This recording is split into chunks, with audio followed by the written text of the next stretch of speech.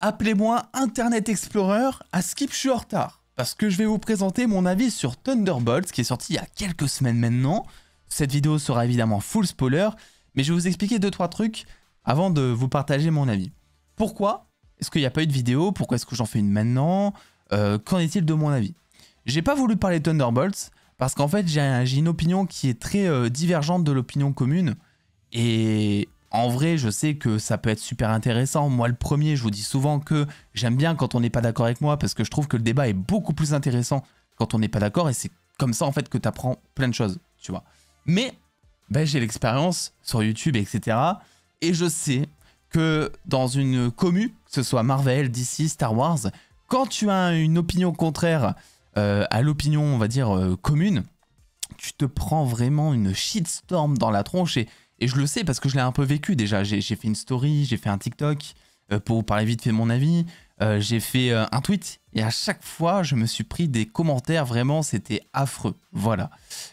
Donc, pourquoi je vous fais une vidéo aujourd'hui? Parce que je pense qu'aujourd'hui, on est quelques semaines après la sortie. Moi, j'ai vu plein d'autres avis à côté qui me permettent peut-être d'être plus nuancés et qui m'ont permis de prendre plus de recul sur ce film. Et vous aussi, je pense que vous êtes peut-être un peu moins dans l'hype, etc. Ce que je veux qu'on retienne avant ce début de vidéo, c'est que, comme d'habitude, mais je le précise parce que j'ai vu que récemment, c'était un peu ce que les gens pensaient, j'ai l'impression, je ne vous impose pas mon avis. Déjà, je ne suis pas en faculté de vous l'imposer, je ne veux pas vous l'imposer, je ne veux pas que vous pensiez comme moi. On est juste sur un partage d'expérience. Voilà, dites-vous ça comme ça. Si vous avez kiffé le film, mais vraiment, je le dis jamais assez, tant mieux pour vous. C'est vous qui avez passé un moment incroyable en salle, peut-être, pendant que moi, je me facepalmais par instant, par exemple, voilà. Donc je n'impose rien à personne, on est juste sur un partage d'avis. Et vu que récemment, vous êtes nombreux à m'envoyer des MP sur Insta ou à me demander même sur la réaction de Superman pourquoi est-ce qu'il n'y a pas eu de trailer, il n'y a pas eu d'avis sur Thunderbolts. Mais je vous donne maintenant parce que même moi, ça me fait bizarre, c'est la première fois sur cette chaîne, je crois, que je vous partage pas un avis sur un projet MCU qui est sorti récemment, quoi. Donc on va remédier à ça. Et je vais vous le dire, je n'ai pas aimé Thunderbolts. Je suis passé totalement à côté du film. Alors il faut aussi remettre dans le contexte 2 choses. La première, c'est mes attentes. Et la deuxième, c'est mon problème avec ce genre de film. Qui ensuite découle sur le problème que j'ai avec Thunderbolts. Premièrement, je n'avais aucune attente concernant Thunderbolts. Donc tu me diras, pas de risque d'être déçu. Et j'ai pas forcément été déçu. D'ailleurs, j'ai eu ce à quoi je m'attendais plus ou moins. Mais c'est juste que je suis pas du tout raccord avec ce que tout le monde pense là-dessus, en fait. Disons que quand je voyais tous mes collègues quelques jours, quelques semaines avant la sortie du film s'extasier sur les bandes annonces, se dire que ça pouvait être super sympa, qu'il y avait un giga potentiel, moi j'avais du mal parce qu'en fait j'ai un PTSD Marvel, tu vois. Voilà, ici on a de l'expérience maintenant, on a été déçus plusieurs fois, donc je me contiens à fond. Et c'est vrai que quand la hype n'est pas là naturellement, j'ai pas envie de me surexciter en me disant, tu sais, en analysant plein d'images de trailers et en me disant, ah mais finalement si, ça peut être bien parce que regarde, est-ce que là on n'irait pas dans sa tête, etc., etc. Tu vois, donc évidemment il y avait plein de choses intéressantes, mais je ne voulais pas me hyper. Et d'ailleurs je suis allé voir le film sans forcément être hypé et en me disant que au mieux ce sera une giga bonne surprise. Tu vois, donc franchement là-dessus, zéro attente. Le deuxième truc, c'est le problème que j'ai avec ce genre de film. Et quand je parle de ce genre de film, c'est ce film genre Les Gardiens de la Galaxie ou les films Suicide Squad par exemple, parce qu'on est un peu sur ce truc là mine de rien. Alors ça reste quand même assez différent, tout le monde comparait avant la sortie Thunderbolts et Suicide Squad. Au final aujourd'hui on se rend compte que ça reste quand même assez différent, même si t'as quand même ce principe de te dire je prends des mecs qui sont pas forcément des héros de base, pas tous en tout cas, certains anti-héros, certains criminels même, et on en fait quelque chose de bien. Ensemble, on fait une mission commune et on les fait grandir grâce à cette mission commune qui permettra de découvrir qu'au fond de leur petit cœur, finalement, ce sont tous de très bonnes personnes. Les Gardiens, j'ai mis du temps avant de mettre dans l'univers. Je pense que ce qui m'a accroché, c'est vraiment la folie de James Gunn, au final. Mais de base, c'est pas vraiment le genre de film auquel je m'attache. Le fait d'avoir plein de losers comme ça, qui vont grandir ensemble et qui vont devenir des héros malgré eux, en fait. Malgré le fait qu'ils soient totalement teubés pour certains. On s'y attache et ça fonctionne. Les Gardiens, ça a fonctionné pour moi. The Suicide Squad, que ce soit le premier ou le remake de James Gunn, c'est vraiment des films où je suis passé totalement à côté aussi parce que j'ai énormément de mal déjà à m'attacher au personnage. Et en plus de ça, bah, c'est vrai que, par exemple, si je prends en exemple le remake de James Gunn, je trouve que tout est assez prévisible. Et quand les personnages meurent, j'ai aucun impact émotionnel, ça me fait rien du tout. Parce que on n'a pas passé assez de temps à les développer, et parce qu'on s'y attend, parce qu'en fait c'est le pitch du film. Tu vois, genre on t'envoie des criminels au front, et s'ils crèvent, tant pis. Donc t'es un peu prévenu, quoi, mine de rien. Mais c'est pour dire que de base, ce genre de film, c'est pas vraiment mon dada. Et donc arrive Thunderbolts, une équipe de second couteau. Yelena Belova, qui est un personnage, bon, secondaire auquel je suis pas forcément attaché de base. US Agent, que j'avais adoré. Red Guardian, dans son style, qui est assez cool, je trouve, mine de rien aussi. Et d'ailleurs, je suis pas aussi d'accord là-dessus, parce que moi, je trouve que Red Guardian, dans le film, il est très juste. Bon, mis à part la post-crédit, où vraiment, il en a fait des caisses, il a un monologue de 4 minutes, c'est horrible. Mais je trouve que finalement, parce qu'il y a aussi des points positifs que j'ai trouvés au film, hein, c'est pas parce que j'ai pas aimé que voilà, c'est tout le temps nuancé, mais je trouve que l'humour, pour une fois, chez Marvel, n'a pas été dédramatisé.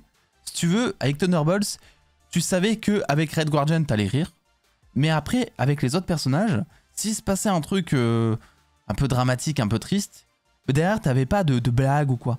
Tu vois, ça, c'était réservé à Red Guardian, un tout petit peu à Bucky, si on veut, de temps en temps, voilà. Mais c'est ça que j'ai bien aimé, c'est que moi, je préfère carrément avoir un personnage, on appelle ça d'ailleurs un comic relief, donc le personnage qui est là juste pour te faire rire, et à côté avoir des éléments dramatiques, plutôt que finalement avoir tous des éléments dramatiques sur chaque personnage ou presque dans le MCU qui se font dédramatiser parce que derrière, il va sortir une vanne ou un truc comme ça. Donc moi, le Red Guardian m'a pas forcément dérangé en soi. Je trouve juste que ça aurait été plus intéressant bien de le développer. Tu vois, on sait que c'est un peu le Captain America de l'Union soviétique. Voilà. Et je pense qu'il a fait des dingueries dans sa vie, tu vois. Et ça, c'est un truc auquel j'ai beaucoup de mal dans ce film. C'est un peu te laisser croire qu'en fait, Internet n'existe pas, tu vois. On est dans un monde évolué, et aujourd'hui, on te dit que Bucky, qui a assassiné ou tenté d'assassiner, je sais plus, Kennedy, on l'apprend dans Captain America 2, je crois, que US Agent, criminel, en soi, voilà, qui a tué des gens, qui a pété un câble, que, bah, je l'ai dit, Red Guardian, voilà, Captain America, l'Union soviétique, qui a très certainement fait des dingueries dans le passé aussi. Bref, on te fait comprendre que ces personnages qui ont fait des dingueries, eh bien, peuvent devenir des héros acceptés. Bon, du public, c'est une chose, mais surtout acceptés du gouvernement. Bucky, moi, j'ai énormément de mal, et ça depuis Captain America 4, en soi, à me dire que le gars a une place importante dans le gouvernement. Alors, j'ai toujours pas très bien compris sa place, pour être totalement honnête, mais le gars est en costard, c'est limite, tu sais, il fait genre c'est un sénateur, voilà. Il y a des gens qui votent pour lui, etc. Et il arrive surtout à se faire accepter dans le gouvernement, quoi, tu vois. Aujourd'hui, tu te dis, waouh! Donc un mec qui a tenté d'assassiner, ou bref, qui a fait des dingueries dans le passé sous le pseudo Winter Soldier, peut se présenter au gouvernement. Alors, il était sous contrôle d'Hydra, etc. Certes, mais imagine dans la vraie vie comment tu te retrouves à faire confiance à ce genre d'individu, tu vois.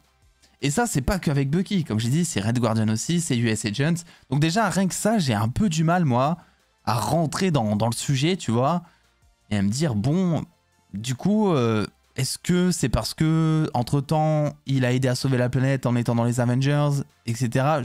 Je sais pas, tu sais, c'est jamais trop expliqué. Ensuite, je trouve que Valentina de Fontaine, eh bien, elle est passée totalement à côté de son rôle, si vous voulez. Moi, Valentina de Fontaine, en tout cas, c'est l'image que j'en avais, et je la voyais comme vraiment une manipulatrice assez badass. Et on la décrivait beaucoup comme ça. Avant, rappelez-vous, les anciennes vidéos, à l'époque, je sais même plus quelle époque, Black Widow, je crois, tout ça, Black Panther 2, elle était toujours assez rigolote dans son genre, mais tu sentais que c'était quelqu'un de très intelligent, manipulatrice, et on la comparait beaucoup au Nick Fury. On se disait tous, ben en fait, c'est elle qui va rassembler les nouveaux Avengers. On était vraiment partis là-dessus. Et au final, mais dans ce film, c'est un clown, Valentina. Elle est là pour faire rire, elle a un rôle qui est très loufoque, moi je trouve. Mais je trouve que son personnage n'a quasiment plus rien à voir par rapport à ce qu'on nous avait présenté au début. Tu vois ? Donc, c'est pas une énorme déception non plus, parce que Valentina, on l'a vu genre 3 minutes en 6 projets, donc voilà, j'ai pas non plus m'attarder là-dessus. Mais c'est pour parler un peu de ce raccordement entre voilà, tous les faits que je vous avais dit avec Bucky, Winter Soldier, tout ça qui a fait des dingueries, Valentina également, et on a un petit nouveau qui est arrivé, Sentry. Et moi j'ai eu très peur, parce que l'enjeu était énorme. Sentry, personnage avec plusieurs personnalités, décrit par les lecteurs de comics comme étant un des persos, limite dans le top 3 des persos les plus puissants de Marvel. Et on a vu comment ils gèrent leurs persos puissants. Hein, que ce soit Captain Marvel dans Endgame, que ce soit, je sais plus comment elle s'appelle, mais Emilia Clarke dans Secret Invasion, tous les persos cheatés du MCU, eh bien en fait, se font recaler, parce qu'en fait ils sont beaucoup trop puissants. C'est trop facile si tu les mets en place. Tu vois, donc on est obligé de moins les mettre dans le scénario ou de baisser leurs enjeux, tu vois, comme Captain Marvel qui est là vraiment 2 secondes dans Endgame parce que sinon la scène finale aurait été bouclée en 2 minutes, quoi, tu vois, elle aurait défoncé. Donc on réduit tout ça et là on t'apporte Sentry qui pareil est un personnage archi puissant et tu te dis, et c'est d'ailleurs pareil pour Adam Warlock hein, qu'on a vu dans Les Gardiens 3 qui est archi puissant aussi. J'ai hâte de voir comment ils vont, enfin s'ils vont d'ailleurs le récupérer pour faire autre chose avec. Mais du coup ça me faisait peur par rapport à ça, c'est que je me dis bon, Sentry, moi j'adore ce perso, mais déjà est-ce qu'ils vont aller aussi loin que dans les comics, est-ce qu'ils vont le complexifier aussi loin par rapport à ses doubles personnalités, ses tripes, voilà. Est-ce qu'ils vont le rendre aussi puissant? Il y a plein de questions, est-ce qu'ils vont le rendre aussi violent? Et au final, ça pour moi, et plus ou moins tout ce qui tourne autour de Sentry, c'est vraiment la réussite du film. Et ça, c'est cool. Et c'est vraiment pas là-dessus que j'aurais mis mes billes avant d'aller voir le film, hein, vraiment. J'étais même là à vous faire des vidéos en mode, mais comment ils vont faire? Mais c'est pas possible. Parce qu'au final, la violence, elle est peut-être pas physique, mais c'est vrai que ses pouvoirs... Enfin, t'as notamment une scène qui est drôle aussi dans le genre, mais où t'as Red Guardian qui sauve une petite fille. Ils sont tout contents, ils sont tout mignons. C'est un héros, la fillette est contente, elle a envie. Puis d'un coup, boum, Sentry arrive et fait disparaître la fille comme ça, telle une tache sur un trottoir. Alors que Red Guardian était en face de lui. Moi, je l'ai trouvé puissante cette scène. Et je l'ai trouvée violente. Et c'est là où on confond toujours. Vous savez, quand on demande à Marvel d'être violent, on parle pas de démembrement, de trucs comme ça. Pour moi, cette scène est violente. Tu vois, parce qu'elle est radicale. Et... tu sais, en fait, ça coupe totalement la scène qui était en train de se construire dans ta tête. On est en train de te monter un truc héroïque avec Red Guardian, une petite fille sauvée, waouh! Quoi, tu vois, l'appel du héros, bim! Plus de petite fille. Qu'est-ce que tu peux faire? Rien, tu vois. Donc moi, cette scène est violente, et toutes les scènes, je trouve, de Sentry qui défoncent, en fait, New York, je trouve, sont violentes, tu vois. Donc je trouve que Sentry, c'est une pure réussite pour moi. Malgré tout, je continue à penser que on ne le voit pas assez. Moi, c'est un peu mon regret. Et c'est toujours le cas avec tous les persos Marvel puissants, mine de rien, quand ils pensent, t'as l'impression que si tu les laisses beaucoup trop à l'écran, bah en fait, ils vont commencer à faire des dingueries parce que le scénario veut ça. Le scénario veut que, voilà, une fois que t'as détruit une voiture, bah, tu vas peut-être détruire un immeuble, t'es obligé de monter crescendo pour montrer la puissance du personnage. Et je trouve que on le voit pas assez. Que ce soit The Void ou Sentry d'ailleurs, je trouve qu'on les voit pas assez. Du coup, c'est un peu décevant. Et le problème, c'est que jusque-là, avant que Sentry arrive, moi, j'ai trouvé le film très très long, notamment la scène du bunker au début. Je trouve qu'elle est vraiment très très longue quand on fait des caisses pour pas grand-chose, en vrai. Et j'ai regardé, ça met 50 minutes, bien 50 minutes d'ailleurs, à commencer une fois qu'on est sorti du bunker et tout. Donc, j'ai eu beaucoup de mal déjà à rentrer dans le film. Je vous parlais tout à l'heure de New York. Et pour moi, c'est un truc où j'en ai marre. Et vous savez où je vais aller. Alors, évidemment... que on ne peut pas toujours faire apparaître des héros par-ci, par-là, dans tous les films. Mais au bout d'un moment, les gars, moi j'ai une question à vous poser. Pourquoi se crêper le cul? Ça ne veut rien dire ce que j'ai dit. Pourquoi se faire chier à créer un univers connecté si c'est pas pour prendre les avantages d'un univers connecté et les foutre dans tes films?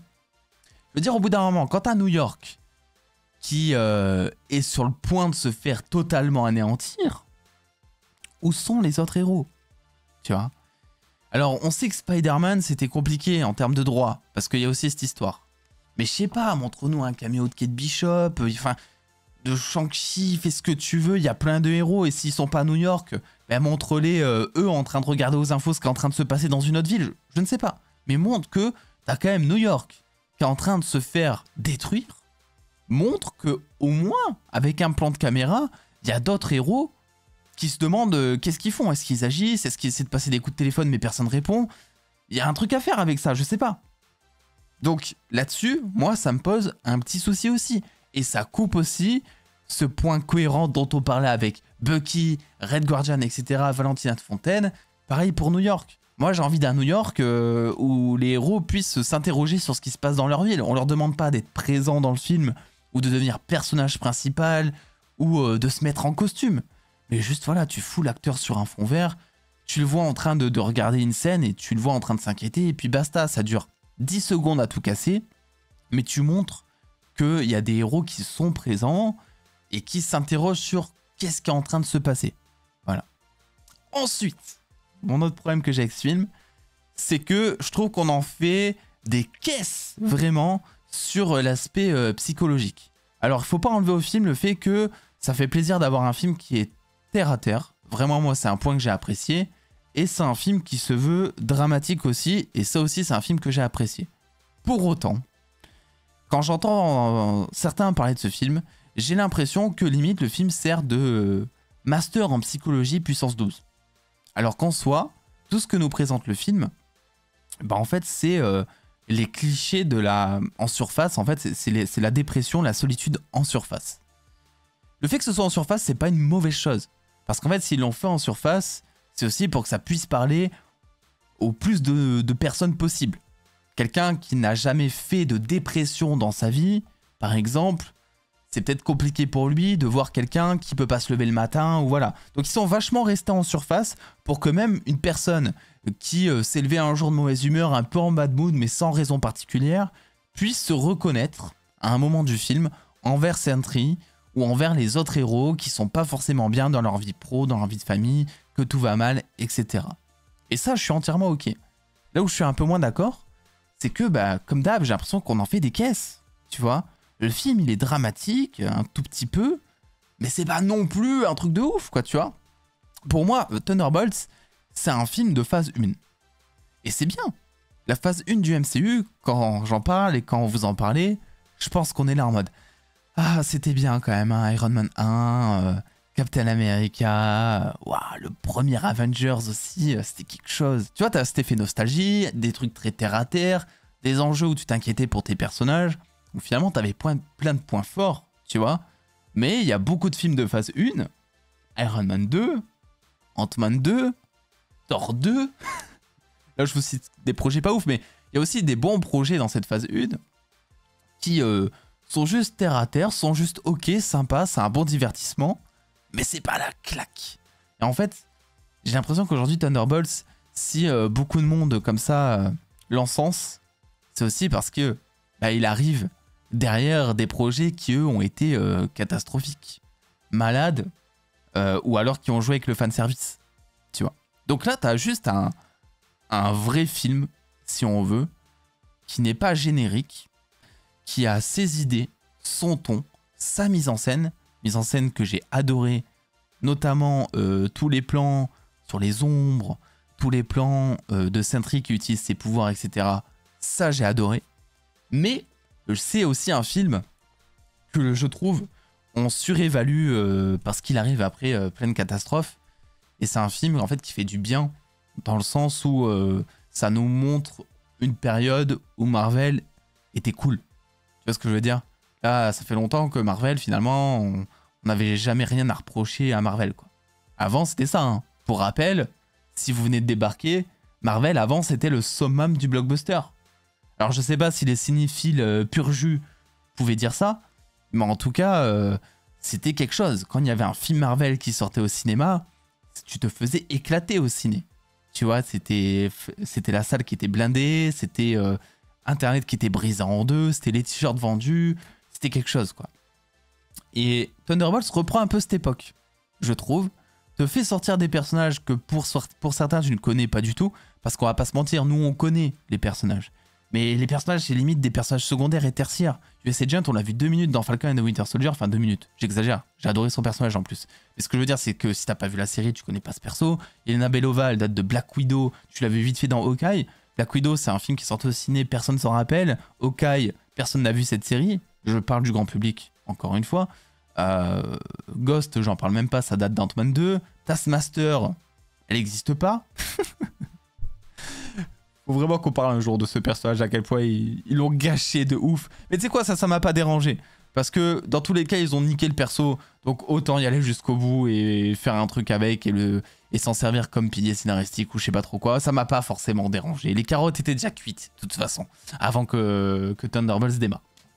Donc vous avez compris un peu ce que je veux dire, c'est que ils font en fait la même chose. Ils ont essayé de faire la même recette que les premiers films du MCU. Parce que pour rappel, au début, dans les premiers films du MCU, Iron Man, il n'y avait pas grand monde qui le connaissait. Hein. Je parle encore une fois du grand public. Captain America, pareil, c'est qui ce mec? Thor, on le connaît de nom évidemment. Mais voilà, la plupart des persos qu'il y avait, en fait, tu demandais juste à être attaché à eux. Au final, aujourd'hui, c'est encore les piliers du MCU, quoi, tu vois. Donc, voilà. Concernant la scène post-crédit, parce que j'en ai parlé aussi vite fait, mais tant qu'on y est, faisons un point. La scène post-crédit, bah écoutez, là aussi, je trouve qu'on en fait des caisses, hein, vraiment, je vous assure. Déjà, elle spoil. Dans le sens où ça te confirme ce qu'on théorise, nous, en tant que fans, depuis des mois maintenant, mais le fait que les 4 Fantastiques vont trouver le moyen d'échapper à leur réalité et d'arriver dans une autre, et donc vont trouver le moyen technologique de pouvoir voyager entre les univers, les réalités. Mais ça on le savait, mais déjà ils ont spoilé ça. Alors tu sais pas pourquoi, est-ce que leur terre est détruite? Est-ce qu'ils fuient leur terre? Est-ce qu'ils fuient Galactus? Est-ce qu'au final ils servent de distraction et ils le font exprès pour sauver leur propre réalité et amener Galactus sur une nouvelle réalité pour qu'il bouffe une autre planète par exemple, j'en sais rien. On connaît pas les raisons, mais ça confirme déjà ça, tu vois. Ensuite, je vois pas en quoi ça tease Avengers Doomsday. J'ai vu plein de gens dire putain, la scène post-crédit, elle tease enfin Avengers Doomsday. Non. Elle tease rien du tout. Quelqu'un qui ne connaît rien au projet, ce qui se dit, c'est pas ouais, ça nous amène sur un film Avengers Doomsday. Il se dit juste ok, les 4 Fantastiques arrivent sur cette terre. Voilà. Donc, concrètement parlant, c'est ça. En fait, après, évidemment, ça amène sur Doomsday, mais ça nous donne rien du tout. C'est pas comme si on avait eu un plan de Doom qui mettait son masque et qui disait une phrase un peu choquante, qui évoque une stratégie ou qui évoque un plan. Là j'aurais dit ok. Et c'est pas une mauvaise chose, encore une fois. Moi, je m'attendais pas du tout à ce que Thunderbolts tease Avengers Doomsday. Mais c'est juste pour recentrer un peu le propos. Parce que je trouve qu'on en fait des caisses, quoi, tu vois. Et ensuite, j'ai adoré le look, par contre, des nouveaux Avengers. Ça aussi, on va en parler vite fait, parce que j'y pense. C'est un peu le foutoir, cette vidéo. Mais ça date aussi, hein, le film, faut que je m'en rappelle. Et le problème, c'est que j'ai oublié pas mal de choses du film. Parce que bah, j'ai pas apprécié le film, donc oui, j'ai oublié pas mal de choses. Mais il faut qu'on parle du marketing de ce film, qui en fait est juste du bullshit. Parce que les nouveaux Avengers dans les comics, c'est une réelle équipe. Et là, tu sens juste que ça va être un truc temporaire, qui va durer 1 an. Même à la fin du film, ils sont pas forcément... En fait, moi je pense que les nouveaux Avengers, c'est juste une blague. C'est un truc qui ressemble aux Thunderbolts. Mais jamais de la vie, c'est eux les nouveaux Avengers, tu vois ce que je veux dire? Et j'espère que tout le monde l'a compris comme ça. Et dans tous les cas, même si, par le plus grand des hasards, ce sont vraiment les nouveaux Avengers et qui veulent vraiment faire une franchise avec cette équipe et bah en fait faire de ces nouveaux Avengers la nouvelle figure de proue du MCU, j'en sais rien, comme ils l'ont fait avec les Avengers en 2012, au pire dans 2 ans c'est reboot.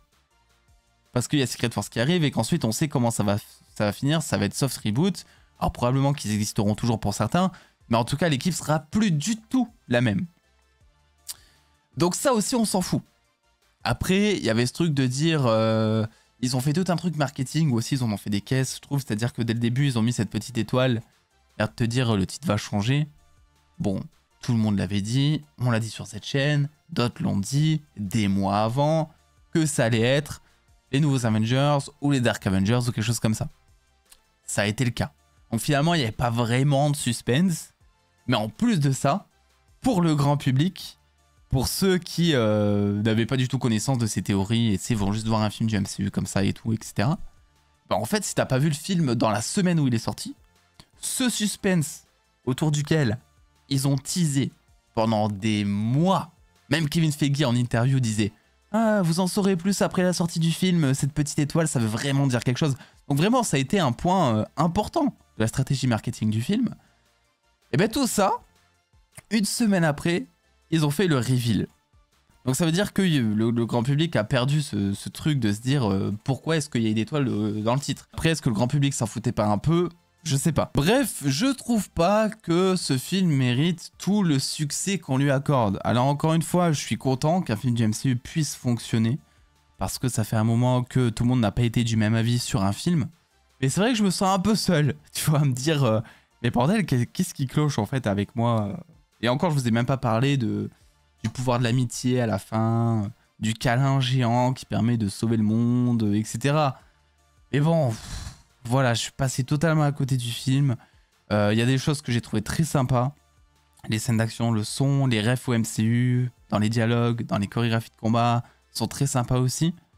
Mais voilà ce que j'en pense aujourd'hui. Comme d'habitude, ceci est une invitation à la paix, évidemment. Je n'insulte personne, je vous impose rien du tout. Mais j'ai aussi envie de parler d'un truc de positif. C'est que malgré tout ce que je ressentais sur le film avant qu'il sorte et malgré le peu d'intérêt que j'avais pour certains de ces personnages, je trouve qu'ils réussissent quand même le pari de t'attacher aux persos même si tu les as jamais vus.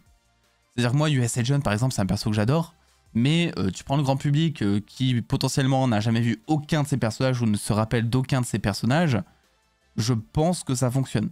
Je pense qu'ils ont réussi à s'attacher à ces personnages. Et ça, c'était aussi un des plus gros paris du film qu'ils ont relevé. Donc c'est plutôt cool. Donc voilà, ça fait à peu près 25 minutes que je parle. Je vais m'arrêter ici. Mais n'hésitez pas à me donner votre avis en commentaire évidemment. Avec la nuance, etc. Tout ça, je ne suis pas là pour vous imposer mon avis, quoi que ce soit. Tant mieux si vous avez kiffé, vous avez de la chance surtout. Surtout ça qu'il faut penser. Je vous fais des bisous, on se dit à très vite. Et puis, vive la chocolatine. Ça, c'est pas une invitation à débattre par contre.